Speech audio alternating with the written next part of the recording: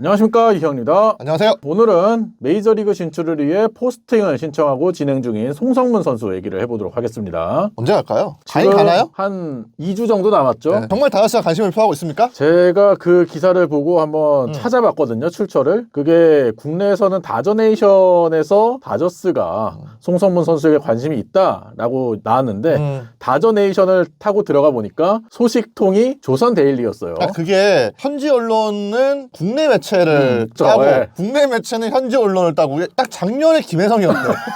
메비우스의 띠 그치, 같죠. 예. 그리고 조선데일리에 들어가서 보니까 일본 매체 소식을 듣고 소식을 땄는데 그럼 일본 매체의 출처는 어디였습니까? 일본 매체의 출처는 김혜성 선수가 다저스 스카우트에게 송성문 선수에 대한 정보를 좀 알려줬다. 뭐야, 그게 출처였습니다. 뭐야?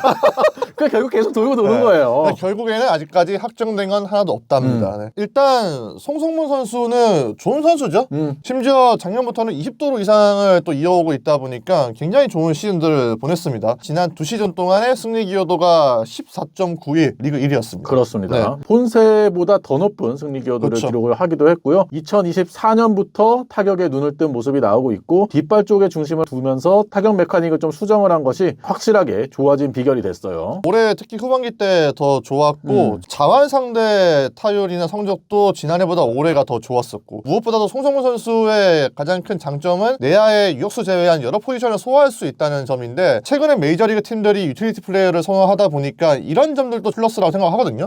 근데 문제는 송성문 선수가 내건 조건들이겠죠. 스플릿 계약도 거절을 한다고 했고 여기에 현재 계약을 한 120억 그 이상의 규모를 본인이 받아야 한다라고 설명을 했습니다. 이런 조건들 때문에 송성문 선수를 보러 온 스카우트들도 조금 난색을 표했다 이런 말은 있더라고요. 팬그래프닷컴에서 송성문 선수를 평가하기를 20-80 스케일에서 45점을 받았거든요. 45점이면은 50점이 평균이니까 주전급 선수는 아니다라는 평가를 받은 거예요. 내야에서 3루와 2루를 볼 수 있지만 내야 유틸리티에서 강점을 좀 가지려면은 유격수 수비를 보는 게 중요하거든요. 네. 근데 유격수 수비를 볼 수 없다는 점도 송성문 선수에게 약점이 될 수가 있고요. 타격 쪽에서 올 시즌 좌완 상대로도 3할이 넘는 타율을 기록을 했지만 현지에서 우려를 표하는 것은 역시 메이저리그급의 구속에 적응을 할 수 있느냐. 올 시즌에 크보의 포심 평균 구속이 146 정도가 나오는데 메이저리그의 올 시즌 포심 평균 구속이 93마일이 넘습니다. 150km가 넘는 빠른 공 구속을 가지고 있기 때문에 이 점에 대해서도 우려를 하고 있고 송성문 선수가 그리고 잡아당기면서 어퍼스윙을 하는 스타일인데 그 점에 대해서 좌투수가 던지는 바깥쪽 흘러나가는 공과 높은 공에 대해서 약점이 있을 수 있다라고 우려를 표하긴 하더라고요. 근데 그런 부분들과 더불어서 나이죠. 송성문 선수가 좀 뒤늦게 브레이크아웃을 하다 보니까 내년에 30세 시즌인데 메이저리그 팀들은 최근에 워낙 에이징 커브에 신경을 쓰다 보니까 나이를 좀 더 무게를 많이 두는데 30세 시즌을 보내는 선수에게 얼마만큼의 계약을 안겨줄지는 의문이고요. 그리고 내야수가 필요한 팀들을 찾아왔습니다. 많아요. 애슬레틱스, 클리브랜드, 캔자스티 이런 팀들 포함해서 분명히 뭐 에인저스도 필요하고 시애틀도 보강을 해야 되고 네, 화이트삭스도 있고 그렇죠. 피츠버그도 있고요. 뭐 콜로라도, 피츠버그, 워싱턴 굉장히 많은데 과연 이 팀들 중에서 돈을 쓸 만한 의지가 있는 팀이 몇 팀이나 될까? 그리고 송성문 선수에게 관심을 표하고 있는 팀들. 왜냐면 리빌딩 팀들이라고 하더라도 본인들의 유망주를 육성을 하려고 그렇죠. 하는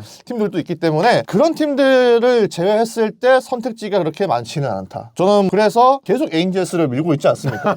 에인저스가 김혜성 선수한테도 제안을 했듯이 한국 선수에게 관심은 있어요. 그리고 무어는 최고 영원이기 때문에 쓰기는 써야 돼요. 키워야 되는데 그렇죠. 3루에서 덴젤 구즈먼은 수비는 좋지만 타격에서의 장래성이 그렇게 밝지만은 않기 때문에 아무리 에인저스에서 유망주라고 하더라도 에인저스의 팜 순위가 떨어지잖아요. 그렇죠. 그 부분을 감안하고 본다면 덴젤 구즈먼보다는 송성문이 좀 더 낫다고 생각할 수는 있다. 하지만 역시나 에인저스도 송성문을 얼마나 관심을 크게 두는지를 봐야 되고 그리고 제가 에인저스를 계속 얘기하고 있는 이유는 좌타자가 없습니다. 그렇죠. 샤누에 빼고는 없어요. 그렇다는 건 에인저스가 타선의 밸런스를 좀 맞춘 의도가 있다면 송성문 선수에게 관심을 좀 드러낼 수 있지 않을까 싶어서 에인저스를 밀고 있단 말이에요. 이희영 위원의 생각은? 물론 마켓 규모나 한국에서의 관심도를 봤을 때는 시간대. 에인저스가 가장 좋고 지금 앤서니 랜돈과 협상을 하면서 은퇴를 계속해서 그치, 얘기를 하고 있잖아요. 바이아웃으로 내년 계약 규모를 좀 줄이면서 은퇴를 시키려고 하고 있는데 그게 일단은 잘 진행이 되어야 송성문 송성문 선수가 에인절스에 갈 확률이 높아지겠고, 저는 결국에 송성문 선수가 조금 더 출전 기회를 많이 받기 위해서는 성적은 떨어지더라도 리빌딩 팀 쪽으로 가는 게 맞지 않나라는 생각이 드는데, 최근에 피츠버그와 마이애미 말린스 같은 팀들이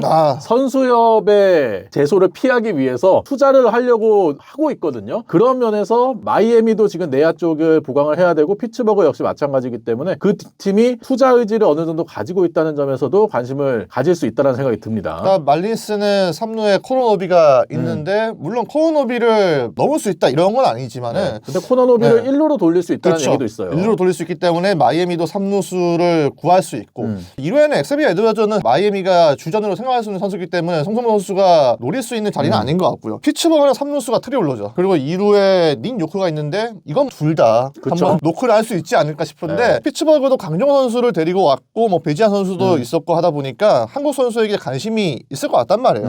그래서 저는 1순위 에인저스, 2순위 피츠버그입니다. 저도 뭐 비슷합니다. 피츠버그가 어쨌든 이번 겨울에는 좀 더 공격적인 무브를 보일 수 있다는 의지를 보이고 있는데 송성문 선수가 그 레이더에 들어온다면 피츠버그도 나쁜 선택지는 아니라고 생각을 해요. 그 두 팀과 함께 또 하나 생각한 팀이 콜로라도거든요. 콜로라도가 NL 서부에 위치하고 있기 때문에 뭐 다저스, 샌프란시스코 한국 선수들과 맞대결할 가능성도 높고 시간대도 나쁘지 않고, 거기다가 타자 친화적인 홈구장을 쓰기 때문에 송성문 선수가 처음에 갔을 때 조금 더 타격적으로 돋보이는 활약을 할 확률이 더 올라갈 팀이라고 생각을 하기 때문에 콜로라도도 생각할 수 있을 것 같은데, 문제는 콜로라도의 팀 자체가 좋은 분위기가 아닌데다가 변동이 심하죠.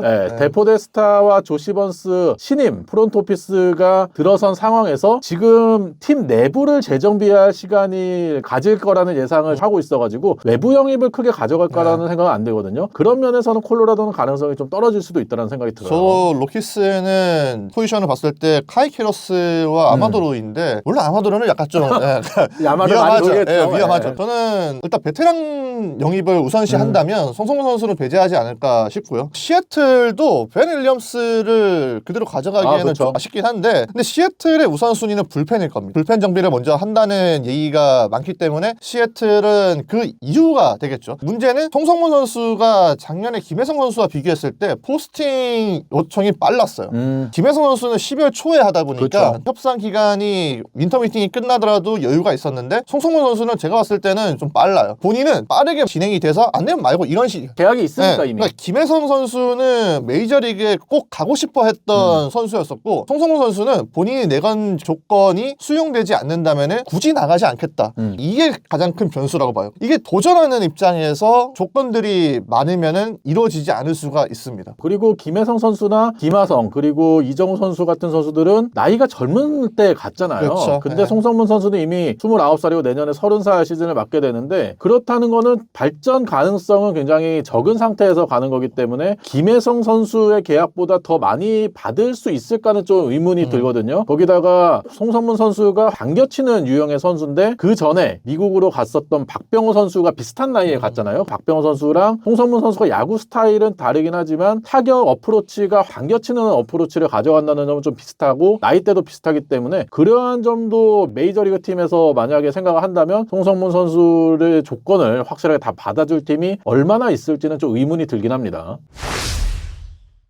오늘은 저희가 송성문 선수의 포스팅 관련 얘기를 해봤는데요. 현재 2주 정도 남은 가운데 아직까지 관심을 가지고 있는 팀이 많이 없다라고 송성문 선수가 직접 얘기를 했거든요. 근데 김혜성 선수도 막판으로 갈수록 관심 있는 팀이 늘어났다고 하니까 송성문 선수도 좀 더 시간을 가지고 지켜볼 필요가 있을 것 같습니다. 영상 찍기 전에 여러 곳에 수소문해서 알아봤는데 들리는 소식은 없었어요. 그런데 이영희의 말대로 물밑 작업이 이루어질 수도 있기 때문에 저희도 마지막까지 희망은 놓지 않으려고 하는데, 변수는 송성문 선수의 메이저리그 진출 의지가 얼마나 강할지이고, 그리고 메이저리그 팀의 경쟁입니다. 경쟁이 붙어야 송성문 선수가 내걸었던 이런 것들이 충족될 수 있을 텐데, 그런 부분들이 다 제대로 이어질지는 좀 더 시간이 필요할 것으로 보입니다. 약 2주간의 시간 후에 새로운 메이저리거가 탄생을 할지, 아니면은 송성문 선수가 팀에 잔류를 하게 될지도 관심사가 될 텐데, 남은 시간 잘 지켜봐 주시기 바라고요. 다음 영상도 많이 기대해 주시기 바랍니다. 구독과 좋아요 부탁드릴게요.